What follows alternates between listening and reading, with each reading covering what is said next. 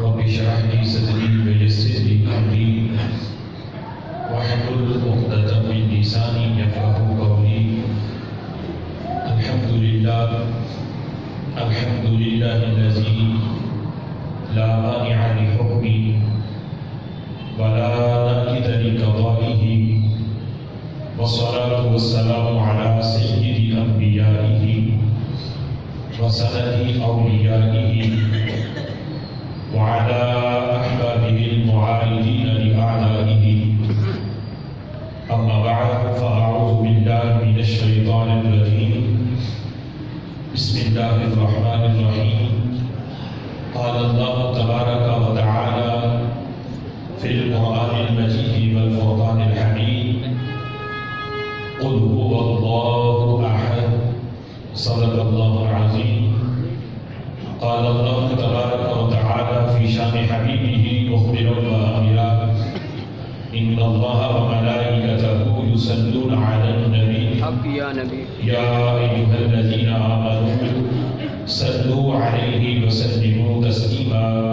الصلاة والسلام عليك يا سيدي يا رسول الله وعلى آلك وأصحابك يا سيدي يا حبيب الله. الصلاة والسلام عليك يا سيدي يا نبي الله وعلى آلك وصحبك يا سيدي يا نور الله. مولاي صل وسلم دائما أبدا على حبيبك خير الخلق كلهم. هو الحبيب الذي ترجى شفاعته لكل حول من الأحوال مقتحم، منزه عن شريك في محاسنه، فجوهر الحسن فيه غير منكسم. محمد ذكره روح لأنفسنا، محمد شكره فرض على الأمم، محمد تاج حسن الله كاتبة، محمد سابق الأقوال والكلم. يا رب صل وسلم دائما أبدا على حبيبك خير الخلق كلهم. اللہ وحدہ لا شریک حمد و ثنا اور حضور سرور کائنات، غفر موجودات، زینت بزم کائنات، باعث تخلیق کائنات، دستگیر جہاں، غم و سارے زمان، حامی بے کساں، سید سروران قائد المرسلین، خاتم النبیین احمد مصطفیٰ جناب محمد مصطفیٰ صلی اللہ تعالی علیہ وبارک وسلم کے دربار ناز میں ہدیہ درود و سلام عرض کرنے کے بعد نہایت ہی معزز محتشم حضرات و سامعین، رب ذوالجلال کی فضل اور توفیق سے جمعۃ المبارک کے اس بابرکت اور پرنور اجتماع میں ہم سب کو شرکت کی سعادت حاصل ہو رہی ہے. میری دعا ہے رب ذوالجلال ہم سب کی حاضری اپنی بارگاہ میں قبول فرما اور رب ذوالجلال ہم سب کو قرآن و سنت کا فہم عطا فرما. آج کے جمعۃ المبارک میں میری گفتگو کا موضوع ہے شرک کا معنی اور مفہوم.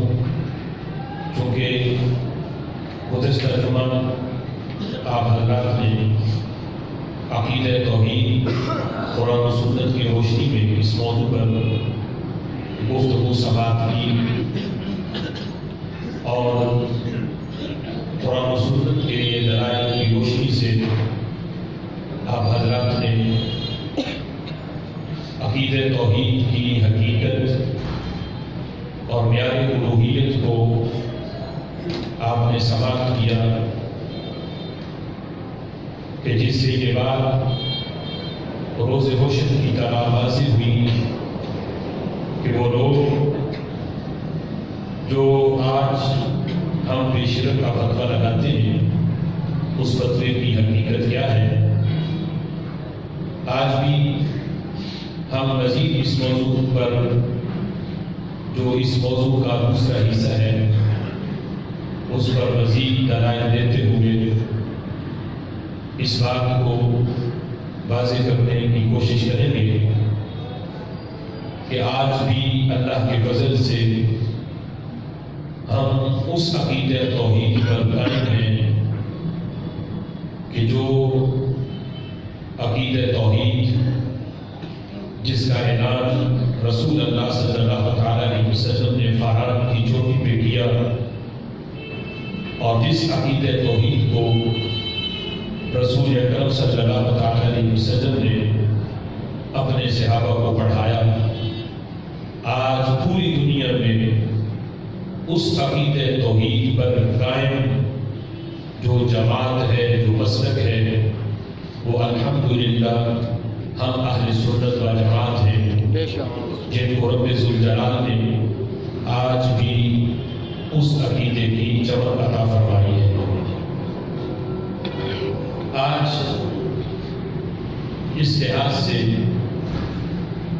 ہم پہ شرک کا فتویٰ لگایا جاتا ہے، قرآن و سنت کی تعلیمات اس الزام کی نفی کرتی ہیں، اور یہ اغیار کی سازش ہے کہ انہوں نے کچھ نام نہاد مسلمانوں کو خریدا، انہیں اسلام کا لبادہ پہنا کر خود پیچھے چھپ کر بیٹھ گئے اور ان لوگوں کو آگے کر دیا تاکہ وہ بھولے بھالے مسلمانوں پر شرک کا فتویٰ لگائیں، قرآن و سنت کے معنی اور مفہوم کو غلط بیان کر کے ان کے ایمان کو لوٹیں۔ اگر چور کی شکل کے اندر آئے تو پھر اس سے بندہ احتیاط کرتا ہے، دور سے ہی اس سے بچنے کی کوشش کرتا ہے کہ یہ ڈاکو ہے، یہ چور ہے، اس سے میں بچنے کی تدبیر ڈھونڈوں۔ جب بندہ کوشش کرتا ہے تو وہ اپنے جان و مال کو محفوظ کر لیتا ہے، لیکن اگر چور کسی دوست کے روپ میں آ جائے تو پھر اس سے بچنا مشکل ہے۔ بندہ سمجھتا ہے کہ یہ میرا خیر خواہ ہے، یہ میرا دوست ہے، لیکن حقیقت یہ ہے کہ وہ چور ہے کہ جو صرف مال کو ہی نہیں بلکہ ایمان کو بھی لوٹ لیتا ہے۔ اعلیٰ حضرت امام اہل سنت فرماتے ہیں، سونا جنگل رات اندھیری، چھائی بدلی کالی ہے، سونے والوں جاگتے رہنا چوروں کی رکھوالی ہے۔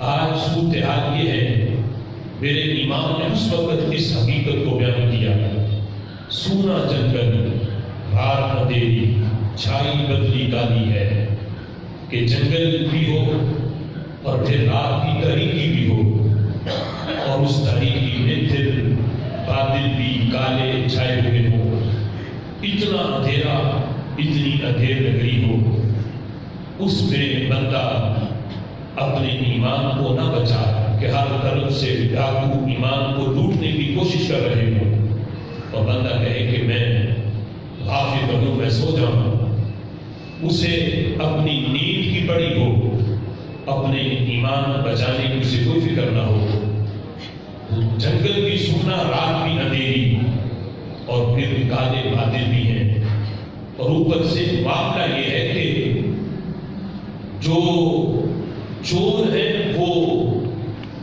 نگہبان بنے بیٹھے ہیں، حقیقت میں چور ہیں لیکن وہ محافظ بنے ہوئے ہیں، اور اس انتظار میں ہے کہ کب یہ غافل ہو ہم اس کے ایمان کو لوٹیں۔ اگر حقیقی طور پہ محافظ ہو تو پھر خطرہ کوئی نہیں، پھر بندہ سو جائے، کوئی فکر نہیں، لیکن جب اندھیرا بھی ہو اور مال کی حفاظت کے لیے بھی چور رکھوالے بنے ہوئے ہو تو پھر سونا کتنا خطرناک ہے۔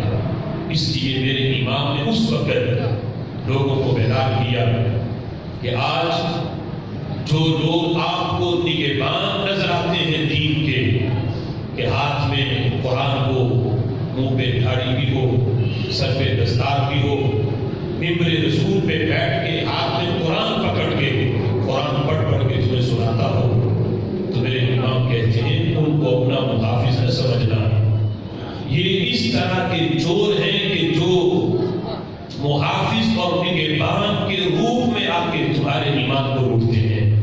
سونا جنگل رات اندھیری چھائی بدلی گاڑی ہے، سونے والوں جاگتے رہنا چوروں کی رکھوالی ہے۔ یہ جنہیں تم نگہبان سمجھ رہے ہو، دین کا یہ نگہبان نہیں، یہی حقیقت میں تمہارے ایمان کو اس طرح لوٹتے ہیں۔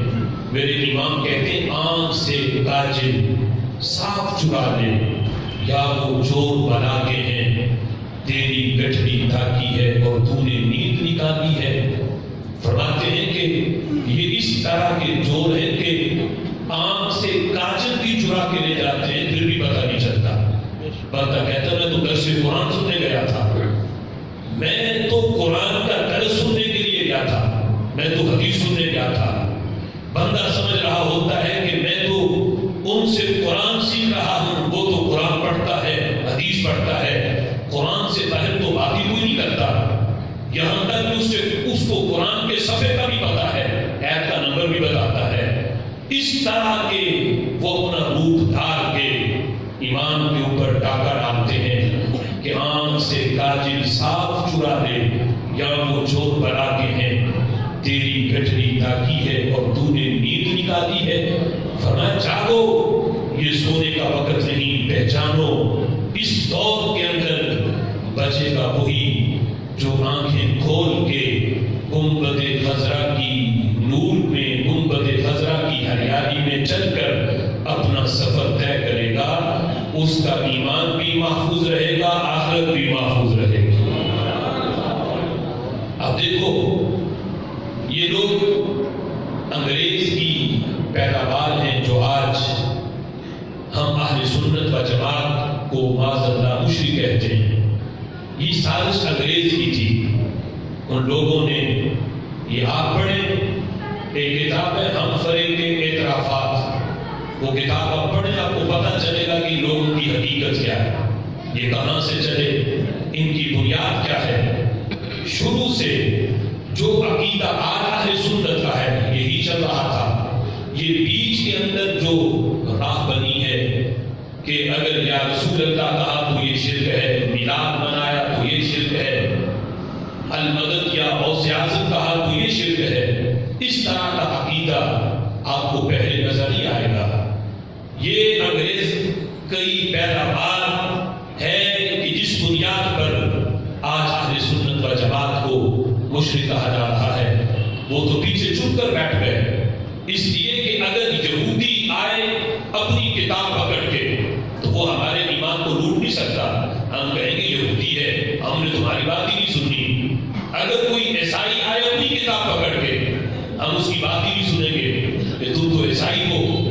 لیکن اگر کوئی داڑھی ہماری طرح رکھ کے، سر پہ دستار باندھ کے، جبہ پہن کے، ہاتھ میں قرآن پکڑ کے اور حدیث رسول پکڑ کے آئے تو پھر ہم کہیں گے کہ دیکھو پڑھتا تو قرآن ہی ہے جو ہم پڑھتے ہیں، حدیث تو وہی سناتا ہے ہمارے آقا علیہ الصلوۃ والسلام کی، لیکن کیا پتہ کہ قرآن مجید فرقان حمید کے معنی اور مفہوم کو کیا بیان کر رہا ہے۔ اس لیے آج ضرورت ہے کہ سب سے پہلے جو قرآن پڑھنے والا ہے، جو حدیث پڑھنے والا ہے، یہ دیکھو کہ اس کے دل میں محبت رسول بھی ہے یا نہیں۔ اگر وہ قرآن رسول اللہ صلی اللہ علیہ وسلم کی محبت میں پڑھتا ہو تو پھر سمجھو اپنا ہے۔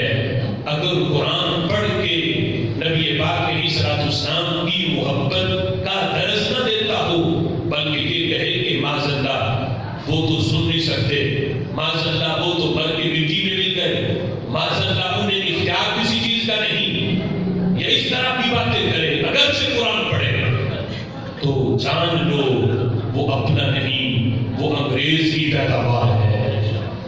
اب دیکھو گزشتہ جمعہ آپ حضرات نے یہ بات سنی اور اس کو اپنے ذہنوں میں محفوظ کیا کہ آج جس بنیاد پر شرک کا فتویٰ لگایا جا رہا ہے کہ رب ذوالجلال کے مقام اور مرتبے کو معاذ اللہ کھینچ کے بندوں کے مقام تک ملانے کی کوشش کی جا رہی ہے کہ جو کام بندے بھی کر سکیں اسے معیار الوہیت بنایا جا رہا ہے۔ آج لوگ کہتے ہیں معیار الوہیت مددگار ہونا، معیار الوہیت یہ ہے مشکل کشا ہونا، حاجت روا ہونا۔ حاجت روائی جو کرے وہ خدا ہے، جو مشکل کشائی کرے وہ خدا ہے، جو مدد کرے وہ خدا ہے۔ یہ معیار الوہیت بنایا، لیکن ہم نے گزشتہ جمعہ یہ کہا تھا کہ معیار الوہیت مددگار ہونا نہیں، معیار الوہیت مشکل کشا ہونا نہیں، معیار الوہیت حاجت روا ہونا نہیں، معیار الوہیت ہے واجب الوجود ہونا اور مستحق عبادت ہونا۔ پھر دوہرا لو، معیار الوہیت کیا ہے؟ واجب الوجود ہونا اور مستحق عبادت ہونا۔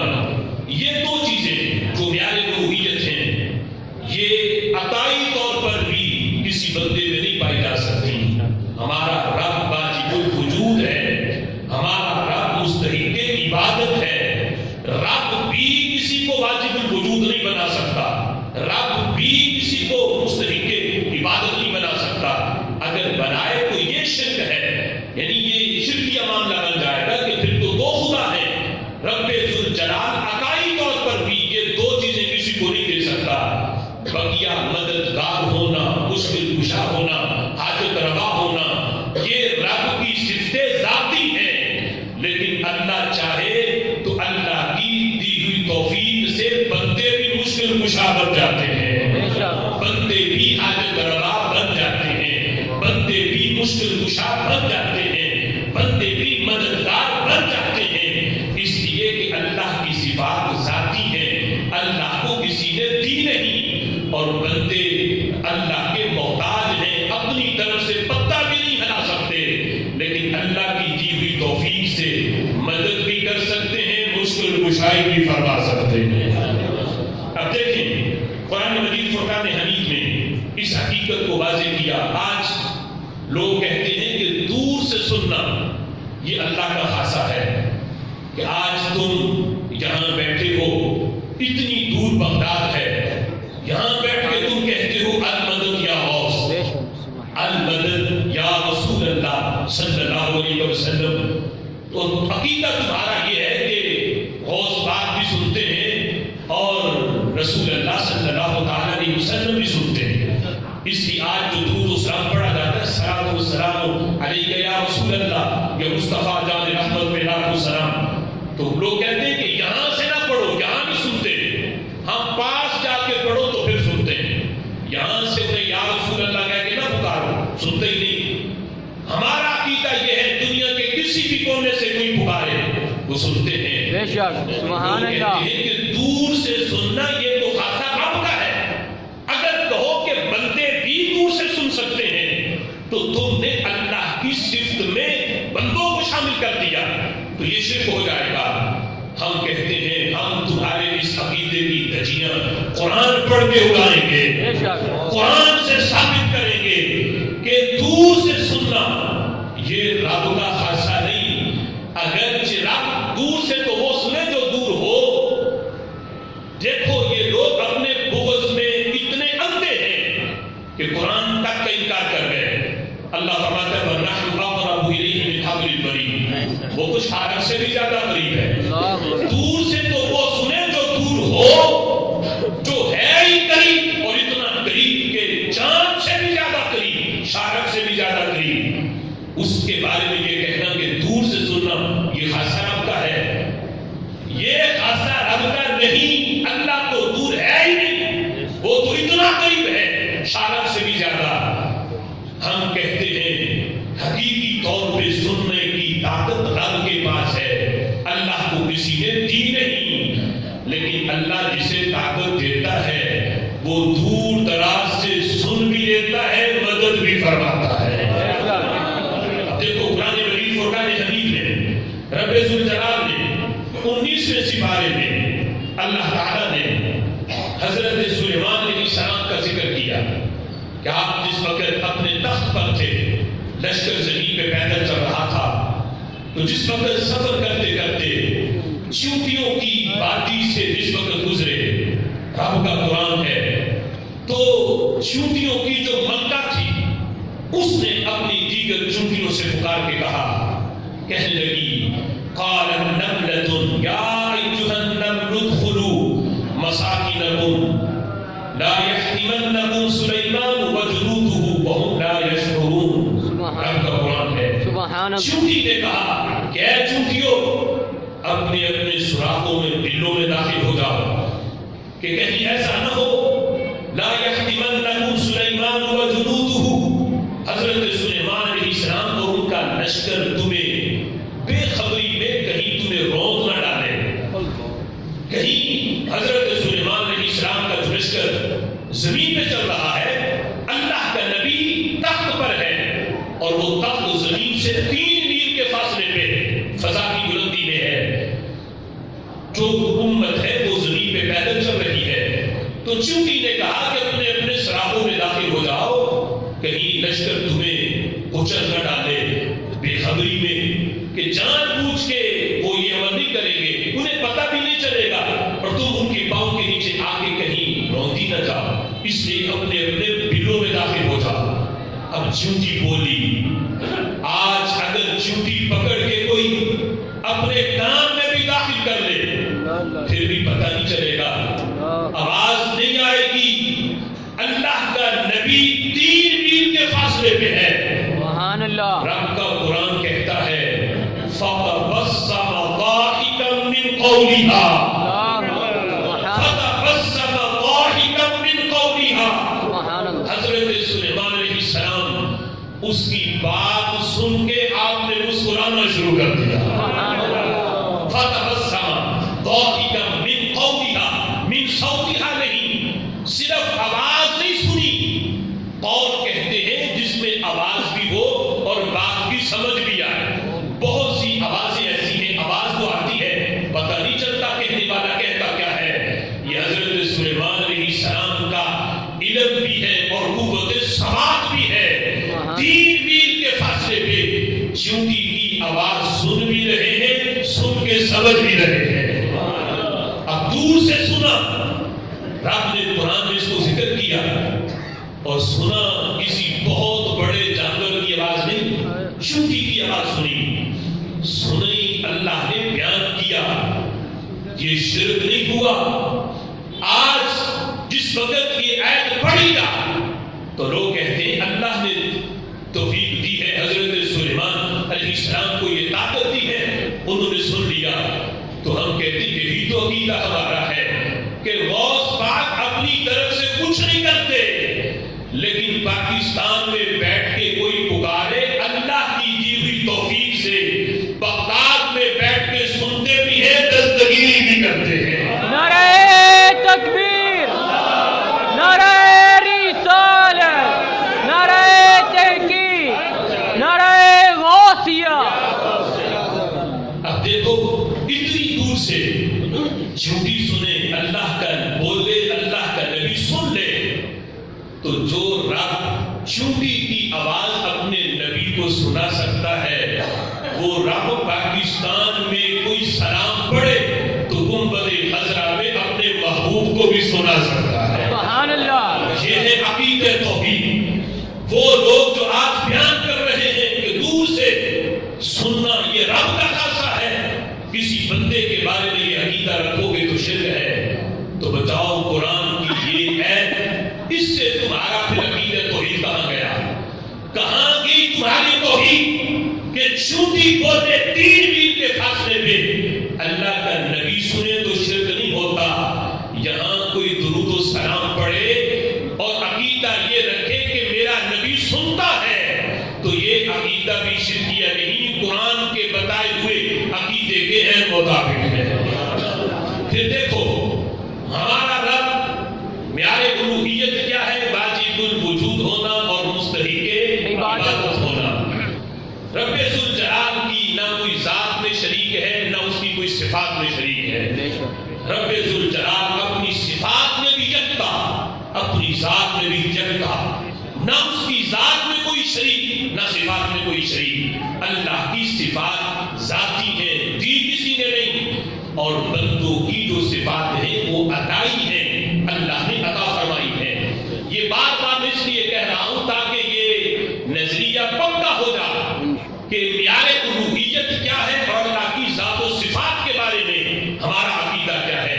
اب دیکھو 58واں سپارہ ہے، جو صرف اللہ نے اپنی بیان کی وہی صرف اللہ نے اپنے محبوب کی بھی بیان کی۔ سبحان اللہ۔ آج لوگ کہتے ہیں جو صرف اللہ کی ہے، اگر وہ کسی بندے کی مانی تو شرک ہو جائے گا۔ ہم قرآن پڑھ کے بتائیں گے عقیدہ توحید وہ نہیں جو تم بیان کرتے ہو، عقیدہ توحید وہ ہے جو مدینہ شریف سے چلتا ہوا ہم تک پہنچا ہے۔ 58واں سپارہ رب ذوالجلال ارشاد فرماتا ہے وَلَوْلَا فَضْلُ اللَّهِ عَلَيْكُمْ وَرَحْمَتُهُ مَا زَكَىٰ مِنْكُمْ مِنْ أَحَدٍ أَبَدًا وَلَٰكِنَّ اللَّهَ يُزَكِّي مَن يَشَاءُ وَاللَّهُ السَّمِيعُ الْعَلِيمُ۔ اللہ محبوب علیہ السلام کے صحابہ سے فرما رہا ہے، اللہ فرماتا ہے میرے نبی کے غلاموں، میرے محبوب کے صحابہ سنو، لولا فضل اللہ علیکم، اگر تم پہ اللہ کا فضل نہ ہوتا، اگر تم پہ اللہ کا فضل اور اس کی رحمت نہ ہوتی، ما زکا منکم من احد ابدا، تو تمہیں کوئی بھی پاک نہ کرتا، تمہیں کوئی بھی ستھرا نہ کرتا، ولکن اللہ یزکی من یشاء، لیکن اللہ جسے چاہتا ہے ستھرا کر دیتا ہے۔ وَلَٰكِنَّ اللَّهَ يُزَكِّي مَن يَشَاءُ، اللہ جسے چاہتا ہے اسے اس کا تزکیہ فرماتا ہے، اللہ جسے چاہتا ہے اسے پاک کرتا ہے، اللہ جسے چاہتا ہے اسے تزکیہ نفس عطا کرتا ہے، اسے ستھرا کرتا ہے۔ اب لفظ بولنے اللہ نے یزکی، یہ لفظ آپ نے یاد رکھنا ہے، واللہ ولکن اللہ یزکی، اللہ جسے چاہے اسے پاک کرتا ہے، ستھرا کرتا ہے۔ لفظ کیا ہے؟ یزکی۔ لفظ کیا ہے؟ یزکی۔ سارے بولو یزکی۔ یزکی۔ رب ذوالجلال جسے چاہتا ہے ستھرا کرتا ہے۔ اب یہی لفظ اللہ نے اپنے بارے میں بولے اور یہی لفظ اللہ نے قرآن میں اپنے نبی کے لیے بھی بولے۔ سبحان اللہ۔ آج جو لوگ کہیں کہ جو صفت رب کی ہے، اگر وہ نبی کی دیوانوں کو شرک ہے، ستھرا کون کرتا ہے؟ اللہ تعالیٰ۔ پاک کون کرتا ہے؟ اللہ تعالیٰ۔ اللہ۔ یہی صرف اللہ نے اپنے نبی کی بیان کی، اور یہ بھی قرآن ہے، 4واں سپارہ ہے۔ اللہ فرماتا ہے لَقَدْ مَنَّ اللَّهُ عَلَى الْمُؤْمِنِينَ إِذْ بَعَثَ فِيهِمْ رَسُولًا مِنْ أَنفُسِهِمْ يَتْلُو عَلَيْهِمْ آيَاتِهِ وَيُزَكِّيهِمْ۔ سبحان اللہ۔ وَيُزَكِّيهِمْ، لَقَدْ مَنَّ اللَّهُ، اللہ نے بڑا احسان کیا مومنین پر۔ کیا احسان کیا؟ اِذْ بَعَثَ فِيهِمْ رَسُولًا، سبحان اللہ۔ اللہ نے ان کے اندر رسول بھیجا، من انفسہم، جو رسول انہی میں سے ہے، باہر سے نہیں آیا، انہی میں سے ہیں، انسانوں میں سے ہی ہیں۔ کرتے کیا ہیں؟ اللہ فرماتا ہے یتلو علیہم آیاتی، ان پر میری آیات پڑھ پڑھ کے سناتے ہیں۔ اس رسول کا کام کیا ہے؟ یہ میری آیتیں پڑھ پڑھ کے سناتا ہے، اور دوسرا کام کیا کرتا ہے؟ اللہ فرماتا ہے وَيُزَكِّيهِمْ، سبحان اللہ۔ اور میرا رسول ان کو ستھرا بھی کرتا ہے، سبحان اللہ۔ میرا محبوب ان کو پاک بھی کرتا ہے۔ پہلی آیت میں اللہ نے فرمایا تھا وَلَٰكِنَّ اللَّهَ يُزَكِّي مَن يَشَاءُ، ستھرا اللہ کرتا ہے جسے چاہے، اور یہاں فرمایا میں ہی نہیں کرتا، میرا نبی بھی کرتا ہے۔ وَيُزَكِّيهِمْ، میرا نبی بھی پاک کرتا ہے، میرا نبی بھی تزکیہ کرتا ہے، میرا نبی بھی ستھرا کرتا ہے۔ فرمایا پاک میں بھی کرتا ہوں، پاک میرا نبی بھی کرتا ہے۔ شرک نہیں ہوا، اس لیے کہ اللہ پاک کرنے میں کسی کا محتاج نہیں، اور ہمارے نبی پاک کرنے میں رب کے محتاج ہیں۔ اللہ پاک کرتا ہے ذاتی طور پہ، حقیقی طور پہ، اور ہمارے آقا صلی اللہ علیہ وسلم پاک کرتے ہیں اللہ کی دی ہوئی توفیق سے۔ تو عقیدہ توحید قرآن نے بیان کیا، اللہ کی صفات ذاتی ہیں، بندوں کی عطائی ہیں، لہذا یہ عقیدہ بنانا کہ جو صرف رب کی ہے بندوں کی مانو گے تو شرک ہو جائے گا۔ قرآن اس عقیدے کی دھجیاں اڑا رہا ہے کہ یہ عقیدہ قرآن کے خلاف ہے، قرآن کی درجنوں آیات کی مخالفت لازم آئے گی۔ اللہ نے جو صرف اپنی بیان کی ہے وہ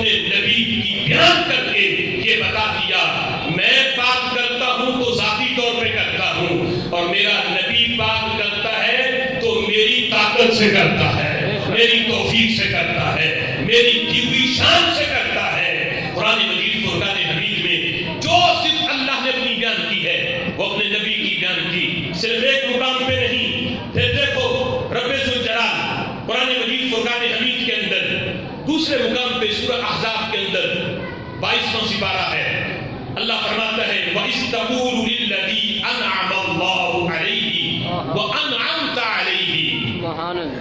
محبوب یاد کرو وہ وقت جب تقول للذی، جب آپ نے اس سے کہا، کس سے؟ بات ہے حضرت زید بن حارثہ کی، جو نبی پاک علیہ الصلوۃ والسلام کے منہ بولے بیٹے تھے، حضور نے ان کو اپنا منہ بولا بیٹا بنایا تھا، ان کا ذکر ہے اس آیت کریمہ میں۔ تو اللہ فرماتا ہے محبوب یاد کرو جب آپ نے ان سے کہا، کن سے؟ نام نہیں کیا، بیان کیا، اللہ نے ان کی صفت بیان کی۔ کس سے کہا؟ للذی، اس سے کہا، انعم اللہ علیہ، جس پر انعام کیا اللہ نے، وانعمت علیہ، اور جس پر محبوب آپ نے انعام کیا۔ سبحان اللہ۔ انعم اللہ علیہ، جس پر انعام اللہ نے کیا، وانعمت علیہ، اور جس پر انعام محبوب آپ نے کیا۔ اب انعام کرنا یہ صفت رب کی ہے، اللہ نے اپنی صفت میں اپنے محبوب کو بھی شامل کیا۔ انعام صرف میں نہیں کرتا، میرا نبی بھی انعام کرتا ہے۔ انعم اللہ کا فائد اللہ ہے، اللہ نے انعام کیا، اور انعمتا نے تعظیم خطاب کی، محبوب علیہ السلام مراد ہے۔ محبوب آپ نے بھی انعام کیا ہے، میں نے بھی انعام کیا ہے۔ اب منعم رب بھی ہے، منعم ہمارے نبی کی ذات بھی ہے۔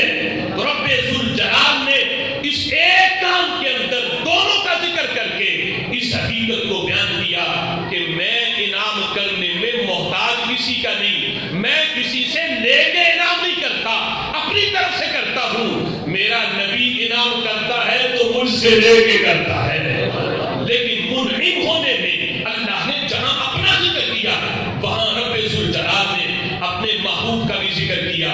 میرے امام نے اسی لیے کہا تھا رب ہے معطی، یہ ہے قاسم، رزق اس کا ہے، کھلاتے یہ ہیں، میٹھا میٹھا ٹھنڈا ٹھنڈا پیتے ہم ہیں، پلاتے یہ ہیں۔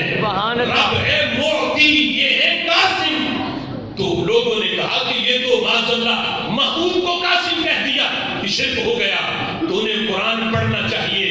میرے امام نے عقیدہ توحید جو اشعار کی صورت میں بیان کیا ہے، اپنی طرف سے گڑا نہیں، قرآن پڑھ کے بیان کیا ہے۔ انعم اللہ علیہ وانعمت علیہ، محبوب اس پہ آپ نے بھی انعام کیا ہے، اللہ نے بھی انعام کیا ہے۔ شرک نہیں ہوا، کام ایک ہے، لیکن اللہ نے جہاں اپنا ذکر کیا وہاں اپنے محبوب کا بھی ذکر کیا۔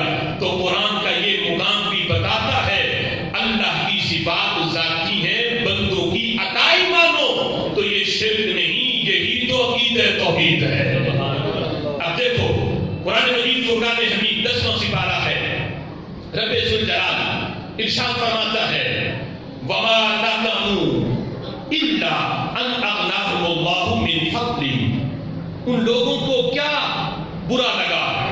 یہی کہ ان اغناہم اللہ من فضلی، من فضلی اپنے فضل سے، یعنی یہ منافقین کی بات ہے کہ منافقین کو کیا برا لگا؟ یہی کہ اللہ نے ان کو غنی کر دیا۔ صرف اللہ ہی نے نہیں، ورسولہ، اور اللہ کے رسول نے بھی غنی کیا، من فضلی اپنے فضل سے۔ اب دیکھو غنی کرنا یہ صفت رب کی ہے، اللہ نے اسی صفت کے اندر اپنے محبوب کو بھی شامل کیا۔ الا ان اغناہم اللہ ورسولہ من فضلی، محبوب غنی میں نے بھی کیا ہے، غنی آپ نے بھی کیا ہے۔ میں بھی غنی کرتا ہوں، آپ بھی غنی کرتے ہو، دیتا میں بھی ہوں، دیتے آپ بھی ہیں، میں بھی تقسیم کرتا ہوں، آپ بھی تقسیم کرتے ہیں، نعمتیں میں بھی دیتا ہوں، محبوب نعمتیں آپ بھی دیتے ہو۔ میں نعمتیں دینے میں محتاج کسی کا نہیں، محبوب نعمتیں دیتے ہیں تو رب سے لے کے دیتے ہیں۔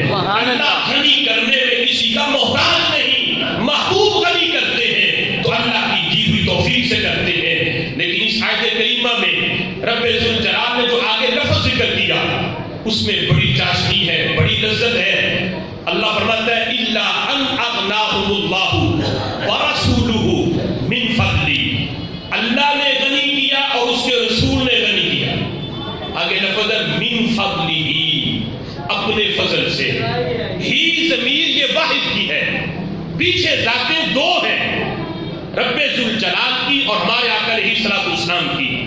اب چاہیے تو یہ تھا کہ جب پیچھے دو ذاتوں کا ذکر ہو آگے ضمیر بھی تسنیہ کیا، یوں ہوتا من فضلہ ما، اللہ نے غنی کیا اور رسول اللہ نے غنی کیا اپنے فضل سے. دونوں کے فضل کی بات ہوتی تو ضمیر تسنیہ کی آتی. اللہ نے واحد کی ضمیر لگا کے بتایا لوگوں میرا نبی فضل کرے تو اسے الگ فضل نہ سمجھنا، یہ بھی تو میرا ہی ہے. میرا نبی فضل کرے یہ میرا ہی فضل ہے. میں اس کو تسنیہ کی ضمیر تب لگاؤں جب میرا فضل اور ہو، میرے نبی کا اور ہو. ہمیں جدا جدا نہ کرو، میرا نبی بھی فضل کرتا ہے تو حقیقت میں میرا ہی ہے. سبحان اللہ. میرا نبی بھی دیتا ہے کسی کو تو مجھ سے لے کے دیتا ہے. میرا نبی کسی پہ فضل کرے، انعام کرے، وہ حقیقت میں انعام میرا ہے، وہ حقیقت میں فضل میرا ہے. رب اور رسول کو دو ذاتیں نہ بناؤ. رب ذوالجلال نے دونوں جگہ پہ واحد کی ضمیر لگا کے بتا دیا کہ رب ذوالجلال نے اپنے محبوب کو اپنے ذکر کے اندر اتنا ساتھ ملایا ہے. اللہ تسنیہ کی ضمیر بھی نہیں لگاتا، ضمیر بھی واحد کی لگا کے بتا رہا ہے لوگوں میرا نبی فضل کرتا ہے تو حقیقت میں یہ رب کا ہی فضل ہوتا ہے. اب دیکھو قرآن مجید فرقان حمید میں اس حقیقت کو بھی بیان کیا گیا ہے. آج اس پر بھی شرک کا فتویٰ ہے کہ ما فوق الاسباب، اگر مدد مانگی گئی تو یہ لوگ کہتے ہیں کہ یہ شرک ہو جائے گا. جب ہم کہتے ہیں کہ بھئی آپ ہی تو غیر اللہ سے مدد مانگتے ہو، ڈاکٹر کے پاس بیمار ہوتے ہو تو گھر بیٹھ کے رب سے مانگو وہ تمہیں شفا دے. تم بھی تو کسی کو کہہ دیتے ہو نا یہ پانی پکڑاؤ، یہ فلاں چیز دو، یہ فلاں دو. تو وہ لوگ کہتے ہیں کہ ما تحت الاسباب تو مدد مانگی جا سکتی ہے بندوں سے. ما تحت الاسباب کہتے ہیں کہ عام طور پہ جو بندے مدد کر سکیں. اب میں کہوں کہ بھئی مجھے فلاں چیز پکڑاؤ، اگر بندے کی وہاں تک پہنچ ہے وہ چیز پکڑ سکتا ہے. اس طرح کی اگر میں نے مدد مانگی تو یہ ہے ما تحت الاسباب. اور اگر میں کہوں کہ آسمان سے تارے توڑ لاؤ تو یہ ما فوق الاسباب ہے.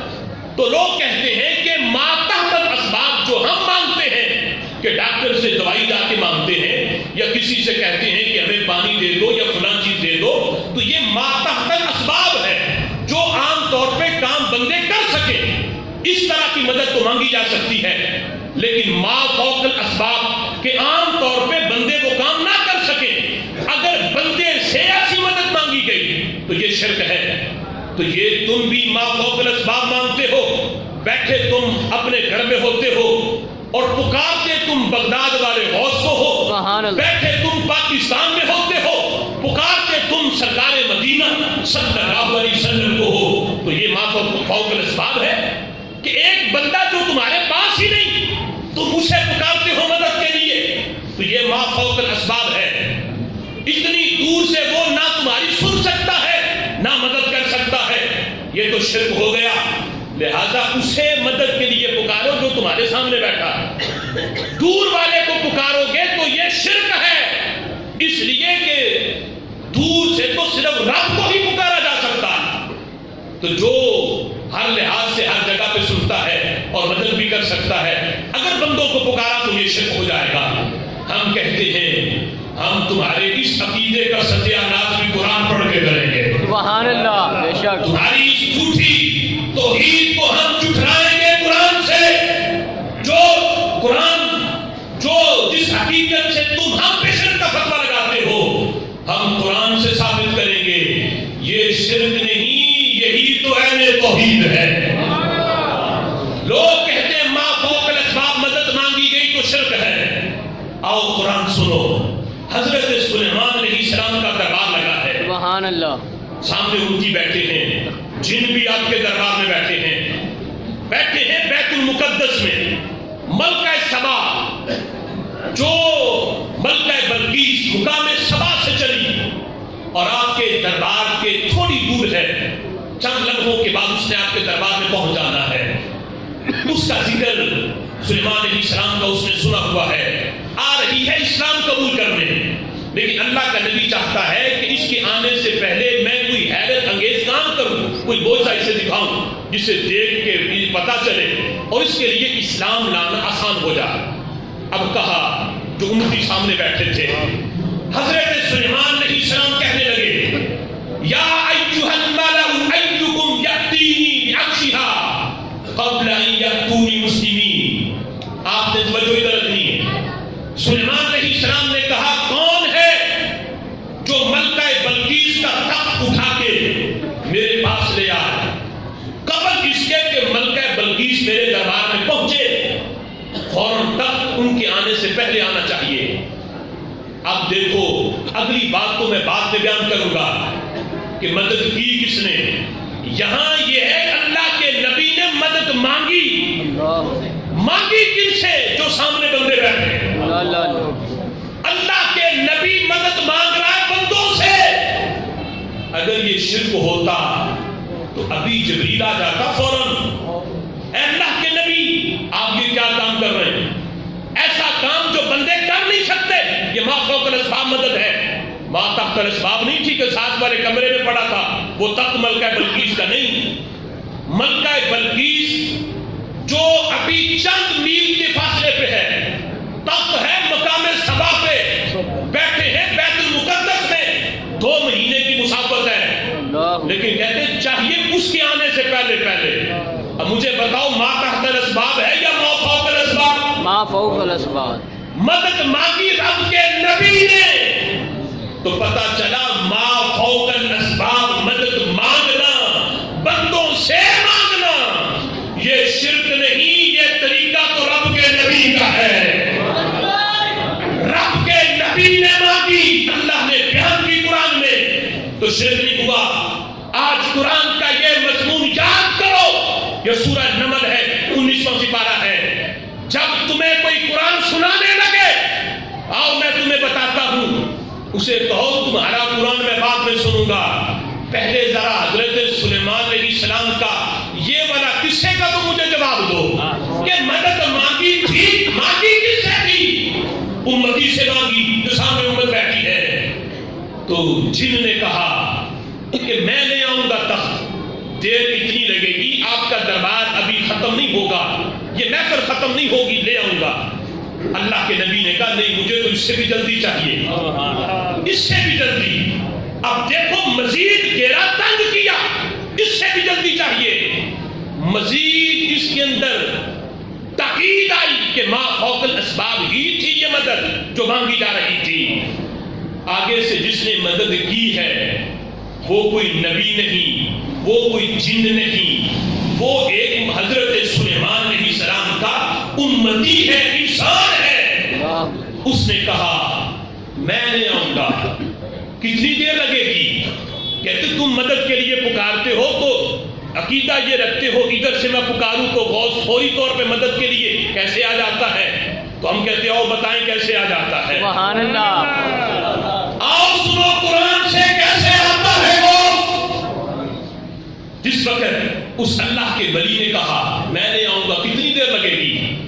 کہنے لگے قبل ان یرتد الیک طرفک، آنکھ بند کر کے کھولو گے نہیں، تخت سامنے پڑا ہو۔ نعرہ تکبیر، نعرہ رسالت، نعرہ تحقیق، نعرہ حیدری۔ آنکھ بند کر کے ابھی کھلے گی نہیں، تخت سامنے ہوگا۔ اب قرآن کہتا ہے کہ صرف دعویٰ ہی نہیں کیا، اب دیکھو مدد مانگنے والا رب کا نبی جس کی مدد کی جا رہی ہے، وہ جو کر رہا ہے وہ بھی مسلمان ہے، مومن ہے، حضرت سلیمان علیہ السلام کا امتی ہے۔ اللہ کا نبی تو شرک کی جڑیں کاٹنے آتا ہے، شرک کی تعلیم دینے نہیں آتا۔ تو مدد مانگی جا رہی تھی، مدد کی جا رہی تھی۔ عقیدہ یہ تھا اگر خود بھی حکم دیتے نا حضرت سلیمان ہواؤں کو ہوائیں اڑا کے لے آتی. لیکن بتانا چاہتے تھے لوگوں نبی کی طاقت تو ہوتی ہی ہے, اللہ نبی کو تو طاقت دیتا ہی ہے, نبی کی صحبت میں بیٹھنے والوں کی طاقت کا اندازہ کون لگا سکتا؟ سبحان اللہ. قرآن کہتا دعویٰ نہیں تھا, آنکھ بند کر کے کھولی بعد میں تب تو سامنے پڑا. سبحان اللہ. اللہ کے ولی نے پتہ کیا کہا, ھذا من فضل ربی, اے سلیمان علیہ السلام یہ جو آپ نے شان دیکھی ہے نا ابھی میری, اتنی دور سے تخت اٹھا کے آنکھ جھپکنے سے پہلے میں لے آیا ہوں, میرا جسم بھی غائب نہیں ہوا, یہیں بیٹھے بیٹھے لے آیا ہوں. کہتے ہیں ھذا من فضل ربی, ابھی تو میرے رب نے جو مجھ پہ فضل کیا ہوا ہے نا اس کے سارے جلوے میں نے نہیں دکھائے, ابھی اس کی صرف ایک جھلک دکھائی ہے. جس رب کے ولی کی یہ شان ہو اس رب کے نبی کی شان پھر بھی اتنی اونچی ہوگی. اللہ کے نبی حضرت سلیمان کی بارگاہ میں بیٹھنے والا امتی, اس کے اندر اتنی پاور ہے تو میرے نبی کی امت کے غوث میں پاور پھر کتنی ہوگی, اس امت کے داتا میں پاور کتنی ہوگی, اور اس امت کے غریب نواز میں پاور کتنی ہوگی. تو یہ ماننا پڑے گا کہ ہمارے نبی نبیوں کے سردار ہیں, تو ہمارے نبی کی امت کے اولیاء تمام امت کے اولیاء کے سردار ہیں. جب حضرت سلیمان علیہ السلام کے امتی میں یہ پاور ہے جس کو قرآن بیان کر رہا ہے, عقیدہ توحید میں فرق نہیں پڑتا, تو یہ عقیدہ رکھو کہ یہاں سے اگر پکارتے ہیں غوث پلک جھپکنے سے پہلے مدد کے لیے آ بھی جاتے ہیں. یہ عقیدہ شرکیہ نہیں, یہ قرآن کے بھی مطابق ہے, حدیث کے بھی مطابق ہے. کہاں گئی ان لوگوں کی توحید کہ جو معاذ اللہ بتوں والی آیتیں پڑھ پڑھ کے اولیاء پہ لگا رہے تھے. آج اگر کوئی ایسی آیت پڑھ کے تمہیں سنائے اور اس کے بعد اس کو جذبہ کرے اولیاء پہ, اس کا منہ بند کرو اور اسے کہو تمہاری بات کا جواب میں بعد میں دوں گا. پہلے اس اللہ کے ولی حضرت سلیمان علیہ السلام کی اس کی جو پاور جو اللہ نے قرآن میں بیان کی ہے اس کا پہلے جواب دو. پہلے یہ بتاؤ مدد مانگی یہ ما فوق الاسباب تھی یا ما تحت الاسباب؟ جب اللہ کا نبی مانگے تو شرک نہیں ہوتا, تو جو کام نبی کے لیے شرک نہیں وہ بندوں کے لیے شرک کیسے ہو سکتا ہے؟ ہم اس عقیدہ توحید پہ ہیں جو نجد سے نہیں جو مدینہ شریف سے چلا ہے. سبحان اللہ. ہمارے عقیدہ توحید میں نجد نہیں آتا, ہمارے عقیدہ توحید کے راستے میں مدینہ شریف آتا ہے. سبحان اللہ. آج وہ جھوٹی توحید کہ جو بتوں والی آیتیں اولیاء پہ لگائیں ان کی طریق پڑھ لو, بیچ میں نجد ضرور آتا ہوگا لیکن یہ سیدھی سڑک شفاعت نگر کی ہے. یہ اہل سنت کا مسلک ہے جس میں کوئی نجد نہیں, اس کی طریق ڈائریکٹ مدینہ شریف سے ملتی ہے. لہذا ہم اس توحید کے قائل ہیں, اس عقیدہ توحید کے جس کا میرے نبی نے فران کی چوٹی پہ اعلان کیا تھا اور صوفہ میں اپنے اصحاب کو پڑھایا تھا, اور پھر بغداد شریف سے ہوتی ہوئی وہ عقیدہ توحید ہم تک وہ پہنچا تھا. اللہ کے فضل سے اسی عقیدہ توحید پہ آج اہل سنت چل رہے ہیں, اور انشاءاللہ قیامت تک اس عقیدے کو کوئی جھٹلا نہیں سکے گا. اگر کوئی قرآن پڑھ کے یا کوئی حدیث پڑھ کے اس کا معنی مفہوم غلط بیان کر کے ہمیں معاذ اللہ مشرک ثابت کرنے کی کوشش کرے گا, ہم ایک نہیں ہم درجنوں آیات پڑھ کے اس کے جھوٹے عقیدے کو اس کے منہ پہ ماریں گے. اللہ اکبر. سنو ٹائم کافی ہو گیا. اب دیکھو صحابہ سے جو عقیدہ توحید چلا ہے وہاں تو معاملہ یہ ہے, یہاں نبی کو مشکل کشا ماننے پہ لوگ کہتے شرک ہے. صحابہ سے جو عقیدہ توحید ہم تک پہنچا, نبی کی ذات تو نبی کی ذات رہی. مسلم شریف کی حدیث ہے, صحابہ کہتے ہیں محبوب ہمارے آقا علیہ السلام تو وہ آقا ہیں, ان کی ذات تو ذات رہی. ہمارا عقیدہ تو یہ ہے جو نبی کے بدن سے کپڑا لگتا ہے وہ بھی مشکل کشا بن جاتا ہے. حدیث مسلم شریف کی ہے, سند میں اعتراض کوئی نہیں, سند پاورفل ہے.